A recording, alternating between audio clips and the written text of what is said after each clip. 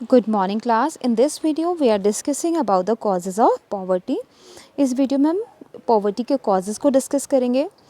हमें पता है कि इंडिया में जो पॉवर्टी की प्रॉब्लम है उसको हम स्टडी करने के लिए दो रेफरेंसेस से उसको स्टडी करते हैं। Poverty with reference to under employment of the Indian economy और सेकंड है poverty related to unequal distribution of income. कि इंडिया में पॉवर्टी के दो रीज़न है, एक तो अंडर डेवलपमेंट है और एक है इनकम का unequal distribution. Suppose we are coming to the first point. अगर हम फर्स्ट पॉइंट अंडर डेवलपमेंट के पॉइंट ऑफ व्यू से स्टडी करते हैं पॉवर्टी को, तो the first reason of poverty is low level of national product. So net national product of India is measurably low, कि हमारा जो यहाँ पे नेट नेशनल प्रोडक्ट है वो पॉपुलेशन के कंपैरेटिवली बहुत कम है। Low per capita income is obvious consequence, और उसका रीज़न क्या है कि हमारे यहाँ पर पर्सन इनकम क्या है, बहुत कम है। द पर capita income of the country falls in the category of, और हमारी जो पर कैपिटा इनकम है उसके अकॉर्डिंगली यूएनओ नॉर्म्स में हमें पुअरेस्ट कंट्री के पुअर कंट्री की कैटेगरी में रखा गया है। Next is low rate of growth, कि इंडिया में जो ग्रोथ रेट है हमारी इकॉनमी का वो बहुत ही कम है। During the first 5 years plan of India भी, कि 5 ईयर प्लान में भी हमारा ग्रोथ रेट काफ़ी कम ही रहा। नियरली जो हमारा ग्रोथ रेट है जीडीपी का वो रहा 5%, जिसमें से कि हमारा 2% ग्रोथ रेट रहा पॉपुलेशन का। दैट मीन्स कि जो हमारा ग्रोथ रेट है वो हमारा 3% ही ओनली हम ग्रोथ कर पाए। So that is very low as compare to other countries of the world. Next one is heavy pressure of population. Population has been rising at a rapid pace, कि India में जो population rise हो रही है वो बहुत rapidly rise हो रही है, mainly due to the rapid fall in the death rate. और पॉपुलेशन बढ़ने के दो रीज़न होते हैं, एक तो बर्थ रेट इंक्रीज़ होना और डेथ रेट कम होना। तो हमारा जो बर्थ रेट है which is quite high and death rate is decreasing, but birth rate is not decreasing. Growth rate of population was 1.0 per percent. अब देखो पहले सिर्फ 1% था, कब 41 से 51 के बीच हमारा ग्रोथ रेट 1% था, बट 91 और 2001 में हमारा ग्रोथ रेट 2.1 हो गया। और इंडिया की पॉपुलेशन जो 84.63 करोड़ थी 91 में, वो 2011 में जो लास्ट सेंसस हुए थे उसके अकॉर्डिंगली 121 करोड़ थी, 121 करोड़। लेकिन अब एस्टिमेशन है कि इंडिया की पॉपुलेशन 135 करोड़ के अराउंड है। ठीक है। So heavy pressure of population, कि हैवी प्रेशर होने की वजह से पॉपुलेशन का बहुत प्रेशर है तो हम डिपेंडेंसी बर्डन ज़्यादा होता है, यानी हम एक फैमिली के ऊपर दूसरा पर्सन जो टोटल बर्डन है वो ज़्यादा हो जाएगा, डिपेंडेंसी रेशो, और इससे पॉवर्टी क्रिएट होती है। Right. Next, fourth point is inflationary spiral, that owing to low GDP growth and high growth और रेट ऑफ पॉपुलेशन, क्योंकि हमारा क्या है जीडीपी ग्रोथ तो बहुत कम है और पॉपुलेशन ग्रोथ बहुत ज़्यादा है। So less developed countries like India vulnerable to inflationary spiral, कि ऐसी कंट्रीज़ में इन्फ्लेशनरी स्पायरल यानी कीमतों के कॉन्स्टेंटली इन राइज होने की प्रॉब्लम अराइज हो जाती है। It means a situation of persistent rise in prices. Inflation का मतलब मैंने आपको पहले भी बताया कि इन्फ्लेशन का मतलब होता है कि जब किसी चीज़ के प्राइसेस कॉन्टीन्यूसली राइज होते रहे उसको हम बोलते हैं inflation.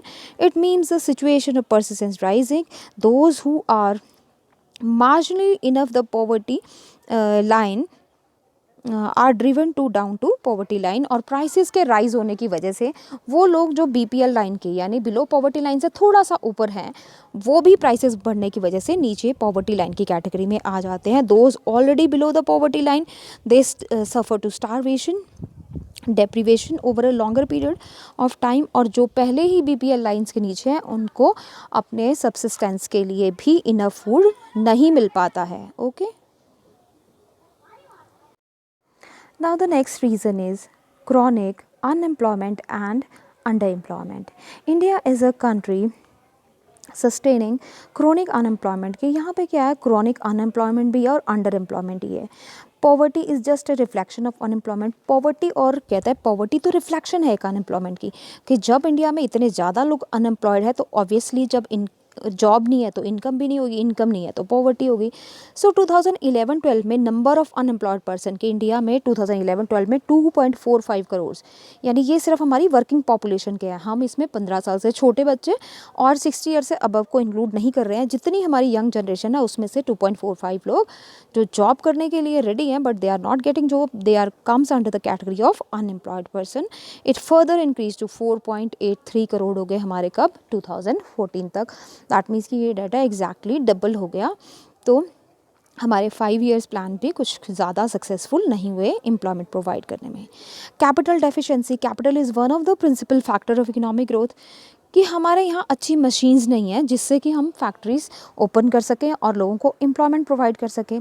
Accumulation of capital points to a rise in production capacity of a nation, कि अगर हमारे पास कैपिटल हो तो उससे हम प्रोडक्शन कैपेसिटी को राइज कर सकते हैं। Unfortunately capital stock and capital formation continue to be highly deficient, कि हमारे पास ना कैपिटल स्टॉक है ना कैपिटल फॉर्मेशन कंटिन्यू हो पाता है। Lack of capital points to low production capacity, और जब हमारे पास कैपिटल नहीं है तो हमारी प्रोडक्शन कैपेसिटी भी कम है।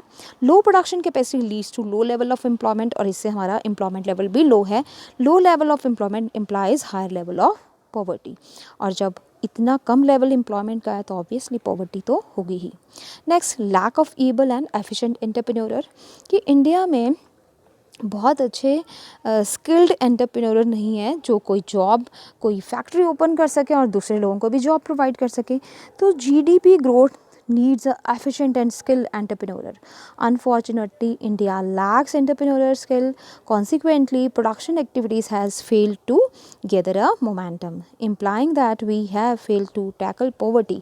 और जब हमारे पास ऐसे एंटरप्रेन्योर नहीं होंगे जो अच्छी सी खुद भी फैक्ट्री सेटअप कर सकें और दूसरों को जॉब भी दे सके, तो ऑब्वियस है कि हमारी कंट्री तो पुअर ही रहेगी।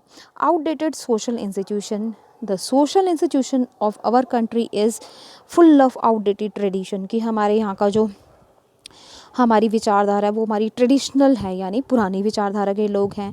और हमारे यहाँ बहुत सारे जैसे कास्ट सिस्टम है, जॉइंट हिंदू फैमिली सिस्टम्स है, ऑर्थोडॉक्स है, अंधविश्वास बहुत है। Such tradition and institution of obstruct dynamic changes in the economy, इससे हमारी इकॉनमी में डायनेमिक चेंज नहीं आता। ग्रोथ रेट हैम्पर्ड, हमारी ग्रोथ रेट हैम्पर होती है और पॉवर्टी स्टेन करती है, right. Next is lack of infrastructure, and infrastructure means हमारे पास कि अगर हम विलेजेस में इंडस्ट्री सेटअप करना चाहें तो वहाँ एनर्जी की प्रॉब्लम है, हमें एनर्जी नहीं मिलेगी, ट्रांसपोर्ट नहीं मिलेगा हमें, साथ साथ हमें कम्युनिकेशन के मीडियाज़ नहीं मिलेंगे। So energy, transport and communication the vital component of economic infrastructure as well as education, health, housing services the principal component of social infrastructure are grossly deficient. तो हमारे यहाँ पे इन सभी इंफ्रास्ट्रक्चर्स की बहुत कमी है, डेफिशिएंसी है। Economic and social infrastructure serve as the foundation, और जब तक ये हमारे इंफ्रास्ट्रक्चर राइज नहीं होता तब तक हमारी इंडस्ट्रीज भी नहीं खुल सकती, और इंडस्ट्रीज़ के बिना जॉब नहीं मिल सकती, और जॉब के बिना हमारी पॉवर्टी नहीं एलिमिनेट हो सकती। अब हम पॉवर्टी के सेम सेकंड टाइप से कॉजेज़ पढ़ रहे हैं, poverty with reference to unequal distribution of income. Poverty in India also can also be explained with reference to unequal distribution of income.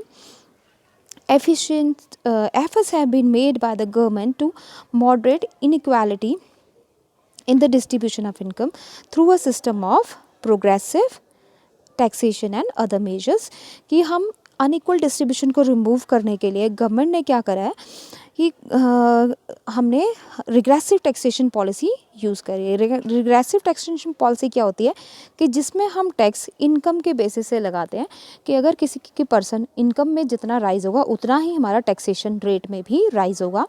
तो इंडिया में अगर हम रिग्रेसिव टैक्सेशन पॉलिसी यूज़ करें तो हम इनकम के डिस्ट्रीब्यूशन को थोड़ा अनइक्वालिटी को कम कर सकते हैं।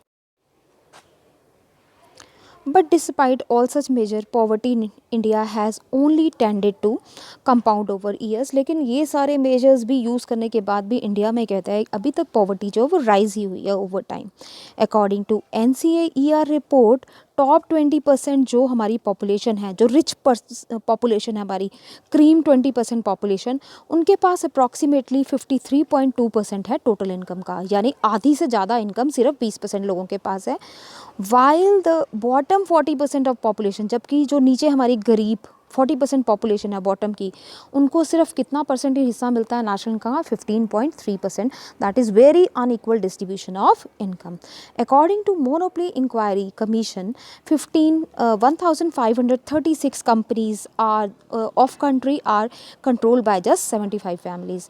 आप देखो कि हमारी कंट्री की जो सबसे बड़ी 1536 यानी 1536 कंपनीज़ है, उनको सिर्फ 75 फैमिलीज़ ही रन कर रही है, ठीक है।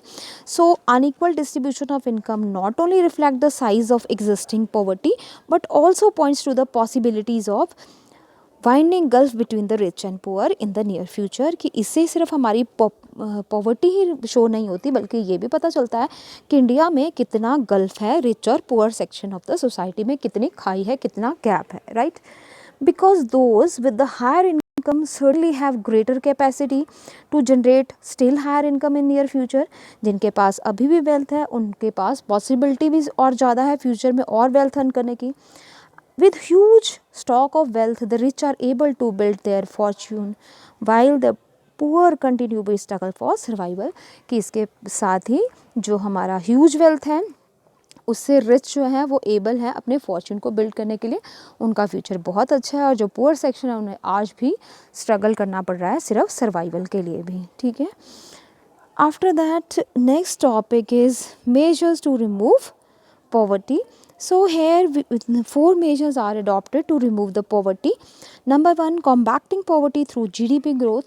कि अगर हम GDP को ग्रो करें तब भी हम पॉवर्टी को थोड़ा कम कर सकते हैं। combating poverty by improving the distribution of income। कि हम इनकम के डिस्ट्रीब्यूशन को थोड़ा इक्वल करके, लाइक अगर हम रिच सेक्शन पे टैक्स लगा दें और पुअर सेक्शन को थोड़ी सोसाइटी सब्सिडीज़ प्रोवाइड कर दें, तो इससे भी हम उनको कॉम्बैक्ट कर सकते हैं। कॉम्बैक्टिंग पॉवर्टी थ्रू पॉपुलेशन कंट्रोल।